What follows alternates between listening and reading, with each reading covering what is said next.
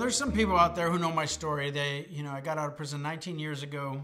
I started writing pretty quickly for op-eds, newspapers. I wrote op-eds, wrote for magazines. I eventually published a memoir, The Man Who Outgrew His Prison Cell, Confessions of a Bank Robber. And that's what I do. I talk about crime. I've been on television. I comment on current events and crime topics. And so people, almost 20 years out, I'm out of prison. They want to know, why am I still talking about crime? Why do I want to talk about heist movies? And why are you still there? Why are you stuck? And I've always found that peculiar because to me, when I'm talking about crime, I'm not really talking about crime. I'm talking about transgression. Because a lot of the things that I did before I was actually committing felonies and crime, I was actually on a path there by breaking rules, by transgressing. Crime eventually became an inevitable thing that I did because I'd been transgressing all along the way. And crimes can be understood as transgressions in my book. And a lot of the people I know on the planet, most of the people that I know as friends, they all talk about morality all the time. You go on Facebook and you look at their feed, they're making a moral judgment against some politician. They're making a moral judgment against the politics of people in Hollywood, the politics of people in technology, the politics of people behind healthcare. Constantly making moral judgments. And the only way they understand their morality is the good and evil and what's good and what's bad and what's good is through stories. And the stories that most people understand their morality through are Bible stories or religious stories. And that's all crime. I mean, God, if you squeeze the book of Genesis out, all that's going to come out is just going to be bloodshed. Brothers killing brothers, sons killing fathers and fathers killing children. It's just like it's bloody warfare. It's violations all day long. It's transgression.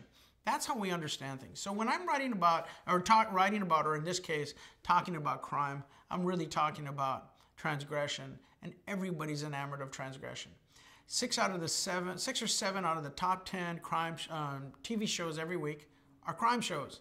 People love crime, CSI, NCIS, but also they love the true crime stuff, like Locked Up Abroad or whatever, right? They love to Gangland. They love those shows. I'm on one show called I Almost Got Away With It. Very popular show, and they talk to the FBI agents, they talk to me, and they talk about my crime spree. So people love crime. Some of the popular TV shows, The Wire, Sopranos, the protagonist were criminals. So there's been a cultural shift in people talking about crime and being enamored of crime in a way that's interesting to me to want to talk about. The other reason I talk about crime, or in this podcast, I'll be talking about heist films with people who've either directed crime films, starred in crime films or TV shows, or written for crime TV shows or movies or books.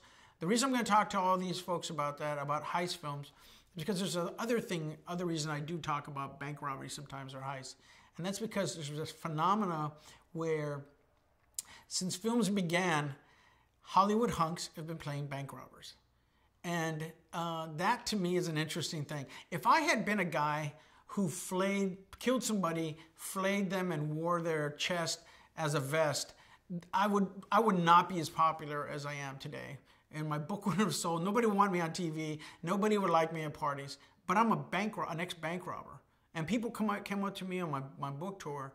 I mean, I'm talking like 80-year-old people would come and says, "Oh, I totally relate to your bank robbery story because when I was younger, I wanted to rob a bank." And I'm looking at this person, and I'm telling you, it ran the gamut.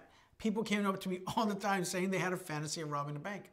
And it makes sense because, like I said, if you go as far back as you go, Clark Gable, you look at Paul Newman, Robert Redford, up to now, George Clooney, even like these other kids are starting to be bank robbers. I mean, Aziz Ansari was a bank robber in this 30-minute video, or everybody gets to play a bank robber. And so there's a fascination because the bank robbers in the Depression were folk heroes. And you go back as far as a century before that, and you had guys like Jesse James, whatever, they were folk heroes robbing Wells Fargo and banks. So that's a reason that I'm interested in talking about heist movies, because people love heist movies, and every year there's new heist movies coming out. So it's kind of a place where I'm going to be able to talk about that.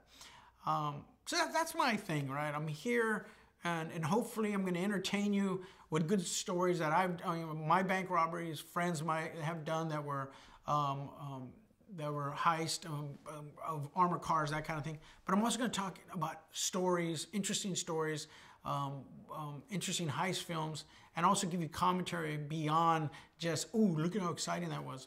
There are things that are going on in society that are represented in these films. There's a lot about police brutality, police corruption, prisons, maleness, guns, just a lot of things that are topics that we talk about aside from crime movies that have an intersection with the crime films we're going to be talking about, and pretty much the things I'm going to be talking about when I'm commenting on crime. Anyway, that's what that's what I'm putting on, and I'm excited to keep moving forward. Hope you guys enjoy what we have coming. All right, thanks.